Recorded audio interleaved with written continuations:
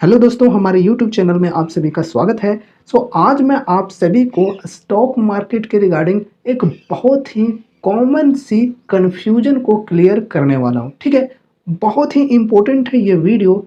And तक video के साथ बने रहना अगर आप भी स्टॉक मार्केट में एक बिगिनर हो तो। ठीक है, तो चलो वीडियो को शुरू करते हैं। तो बेसिकली आज की इस वीडियो में हम लोग जानने वाले हैं किसी भी स्टॉक की जो प्राइस होती है उसके रिगार्डिंग, यानी कि शेयर प्राइस। ठीक है, अब देखो यहाँ पर आज हम लोग बात करने वाले हैं शेयर प्राइस के रिगार्डिंग। अगर कोई भी स्टॉक की जो प्राइस है वो हाई होते हैं तो इसका मतलब क्या समझा जाता है, या फिर काफ़ी कम होते यानी लो होता है, शेयर प्राइस बात कर रहा हूँ। ठीक है, तो उसे क्या समझा जाता है, ये चीज़ें हम लोग आज जानने वाले हैं। अगर मैं आपसे एक क्वेश्चन करूं, ठीक है, यहाँ पर मैं आपसे क्वेश्चन करूंगा एंड उसका आंसर आप सभी को देना है कमेंट में। ठीक है, जैसे देखो यहाँ पर एक कंपनी है जो कि केमिकल की कंपनी है, फाइन ऑर्गेनिक्स। ठीक है, फाइन ऑर्गेनिक्स। एंड इसके अलावा एक कंपनी है हिंदुस्तान यूनिलीवर, शॉर्ट फॉर्म है HUL। ठीक है, अब देखो इस कंपनी का शेयर प्राइस क्या है, अप्रोक्स 4000। ठीक है, 4000 है शेयर प्राइस।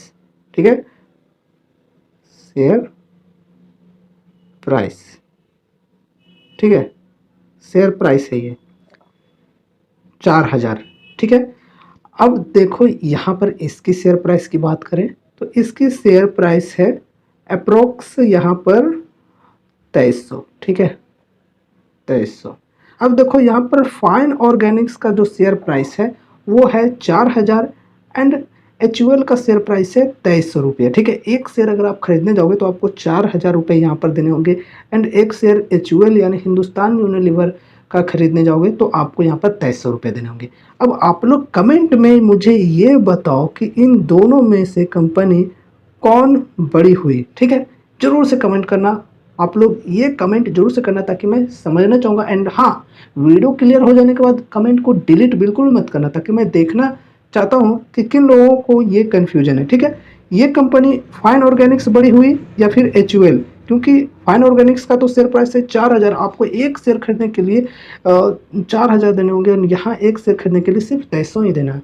तो अप्रोक्स यहाँ पर डबल यहाँ पर इसका शेयर प्राइस हो गया। ठीक है, तो ये कमेंट करके जरूर से बताना। ठीक है, चलो कमेंट कर दिए होगे आई थिंक। अब यहाँ पर हम लोग क्लियर करते हैं। बहुत सारे लोगों को ऐसा लगता है कि शेयर प्राइस अगर 4000 है एंड यहाँ पर ये 2300 है तो बड़ी कंपनी ये फाइन ऑर्गेनिक्स हुई। ठीक है, बहुत ज़्यादा लोग ऐसे सोचते हैं।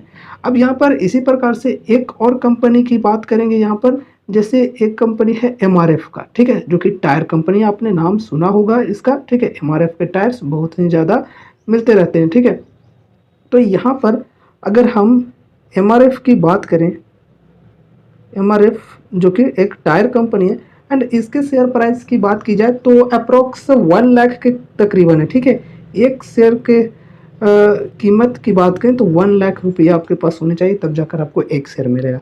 अब उसी प्रकार से फाइन ऑर्गेनिक्स की बात करें जो कि एक केमिकल कंपनी है। ठीक है, तो इसका है 4000 रुपया। ठीक है, अब यहाँ पर इसी प्रकार से HUL की बात करें तो यहाँ पर हो गया 2300 के तकरीबन। ठीक है, अब यहाँ पर एक और कंपनी ऐड करना चाहेंगे, रिलायंस का बात करें, रिलायंस इंडस्ट्रीज, ये भी लगभग 2800 के तकरीबन होगी मे बी। ठीक है, तो ये हो गया 2800। ठीक है, अब आप लोग मुझे ये बताओ कि इन तीनों में से सबसे बड़ी कंपनी कौन सी हुई। ठीक है, ये हुई या ये।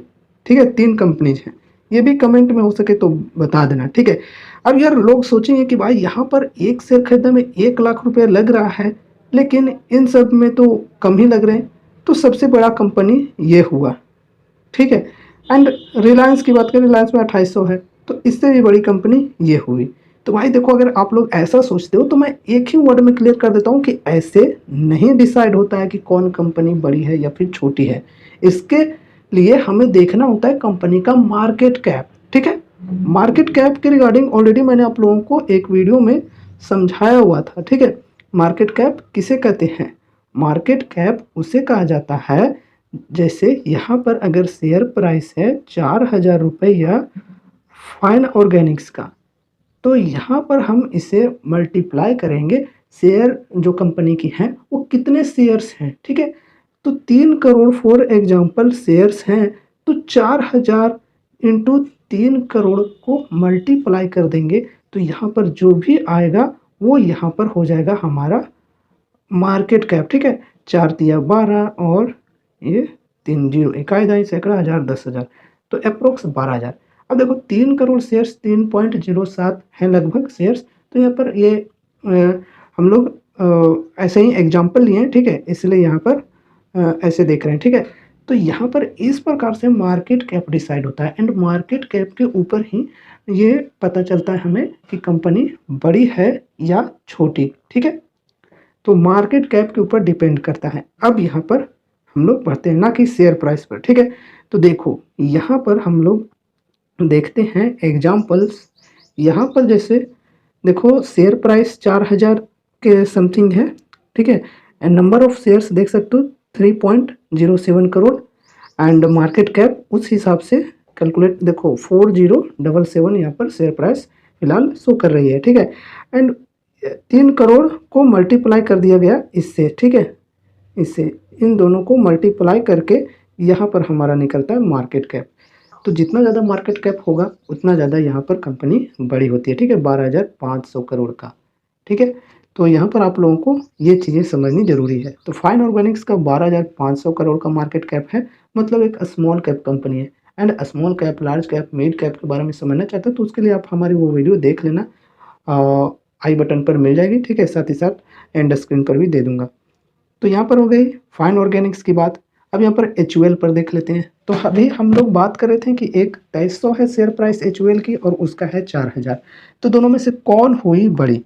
अब यहाँ पर देखो इसके शेयर्स की बात की जाए तो यहाँ पर देख सकते हो, यहाँ पर भी हम लोग उसी प्रकार से इसको इसके साथ गुना करेंगे, यानी कि मल्टीप्लाई करेंगे, तो हमें मिलेगा मार्केट कैप। तो देख सकते हो उसमें यहाँ पर 3,07,00,000 था शेयर्स, नंबर ऑफ शेयर्स, ठीक है। लेकिन यहाँ पर कितने नंबर ऑफ शेयर्स, 234,96,96,00,000, ठीक है।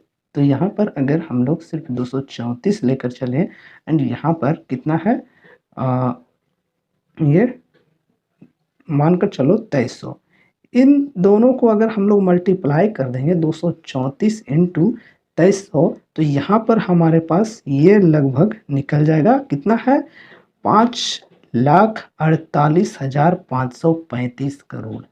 तो देखो इतना है मार्केट कैप, मतलब 5 लाख करोड़ का है मार्केट कैप इसका।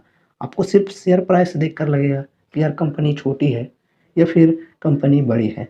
कहने को तो यार वो 4,000 रुपये का था, लेकिन ये इसकी बात की जाए तो इसकी शेयर प्राइस है सिर्फ 2300 रुपये के लगभग। तो लेकिन यहाँ पर क्या है, कंपनी उससे काफ़ी बड़ी है। अब शायद आप लोगों को लग रहा हो कि भाई तो ऐसा क्यों होता है कि किसी का शेयर प्राइस इतना ज़्यादा बढ़ जाता है, 4,000 बढ़ गया और उसका शेयर प्राइस एकदम 2300 है, ठीक है। तो इसके ऊपर देखो मैं आपको शॉर्टकट में अभी बता देता हूँ, लेकिन बाद में आपको मैं इसके रिगार्डिंग अच्छी तरह से क्लियर करता हूँ। तो इसके ऊपर देखो स्प्लिट वगैरह का भी ये बात होता है।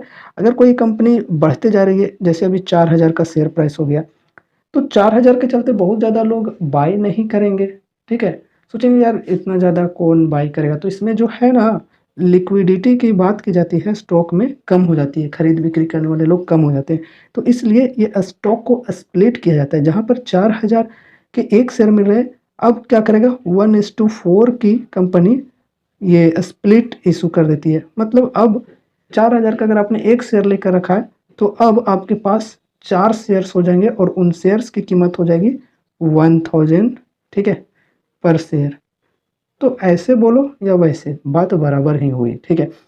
तो इस तरह से अगर स्प्लिट कर दिया जाए तो फिर यहाँ पर लोग हैं सस्ता समझकर, जैसे अभी हम लोग बात कर रहे थे कि कौन कम है, कौन बड़ी है कौन छोटी है कंपनी, तो उस तरह से 1,000 रुपये पर शेयर कर देने पर लोगों को लगा कि हाँ यार प्राइस तो कम है, अब हमें खरीद लेना चाहिए। तो वो लोग अगर 4,000 रुपये यहाँ पर इन्वेस्ट करेंगे और 4 शेयर्स ले लेंगे, तो भी बात वही हुई कि यहाँ पर उन्होंने 4000 वाला एक शेयर ही लिया है, ठीक है।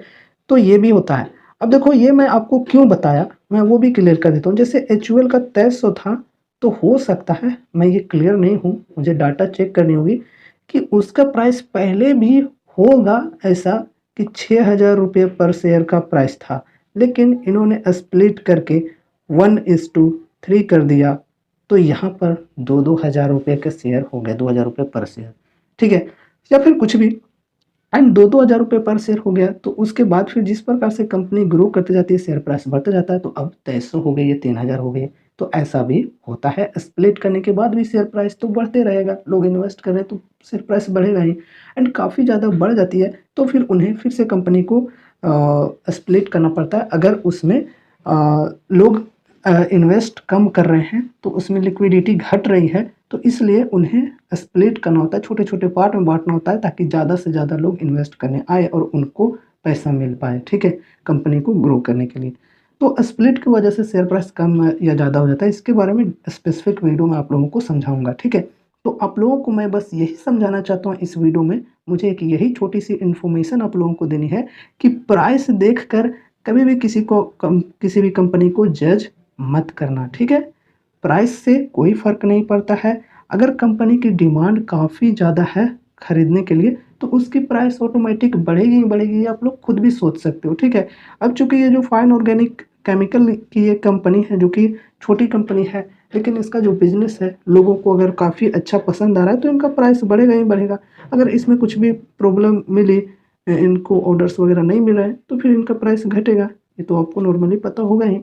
तो टोटली डिमांड एंड सप्लाई का भी इसमें बहुत ही बड़ा रोल होता है। अगर काफ़ी ज़्यादा लोग खरीदना चाहेंगे तो 4000 से 5000 भी हो जाएगा।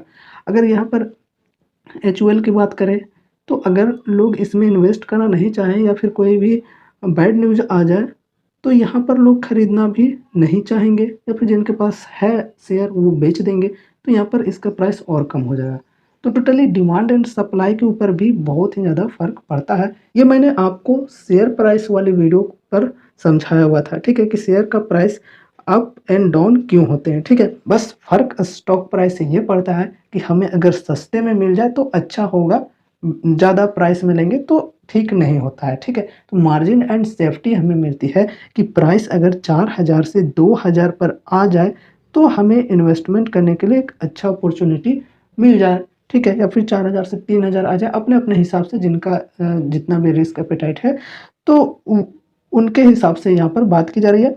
तो बस स्टॉक प्राइस से हमें ये मतलब होता है कि स्टॉक प्राइस पूरा ऑल टाइम हाई पर ना हो, कुछ डिस्काउंट में हमें मिल जाए, तो हमें मार्जिन एंड सेफ्टी मिल जाए कि हमने डिस्काउंट में कोई भी शेयर को बाय किया है, ठीक है। ना कि हम स्टॉक का प्राइस देखकर बड़ा या छोटा कंपनी समझकर उसमें इन्वेस्ट करेंगे, ऐसा आपको बिल्कुल भी नहीं करना है।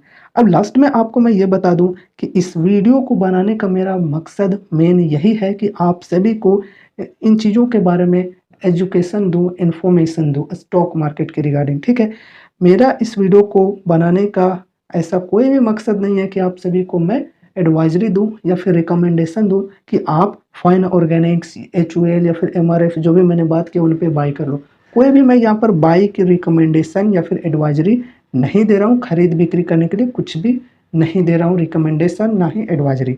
तो आपको कहीं भी इन्वेस्टमेंट करने से पहले आपको खुद से रिसर्च करनी ज़रूरी है या फिर आपको अपने फाइनेंशियल एडवाइज़र से कंसल्ट करनी चाहिए। मुझे उम्मीद है कि ये वीडियो आप सभी को काफ़ी ज़्यादा पसंद आई होगी, तो इसे लाइक करके चैनल को सब्सक्राइब कर लेना और मिलते हैं अगले नए वीडियोज़ के साथ। तब तक के लिए goodbye and take care. Thank you.